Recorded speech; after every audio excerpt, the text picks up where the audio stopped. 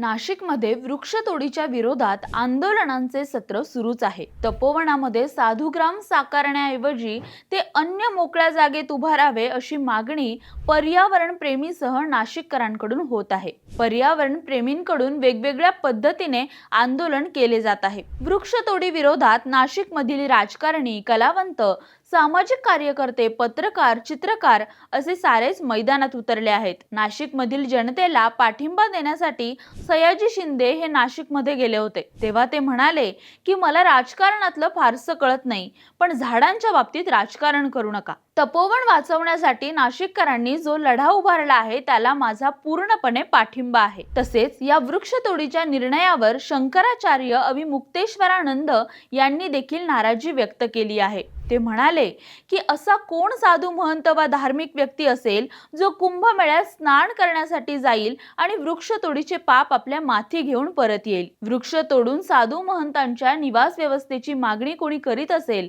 तर तो साधू समाज वा हिंदू समाजाचा अंग होऊ शकत नाही। वृक्ष कापणे मोठे पाप आहे आणि हे तर पवित्र तपोवनातील वृक्ष आहेत। तपोवनातील वृक्षतोड झाल्यास अमृत स्नानाचा आनंद राहणार नाही, याचा प्रभाव सनातन आणि सरकारवर पडेल असा इशारा सुद्धा त्यांनी दिला आहे। तर मुख्यमंत्री देवेंद्र फडणवीस यांनी तपोवनातील वृक्षतोडीबाबत राजकारण करू नये असा सल्ला दिलाय। असं असताना उपमुख्यमंत्री अजित पवार यांनी वृक्षतोडीला विरोध करताना अभिनेते सयाजी शिंदे यांनी घेतलेल्या भूमिकेची पाठराखण करून पर्यावरण संरक्षणाची गरज मांडली, तर वनमंत्री गिरीश महाजन काही मागे हटायला तयार नाहीत।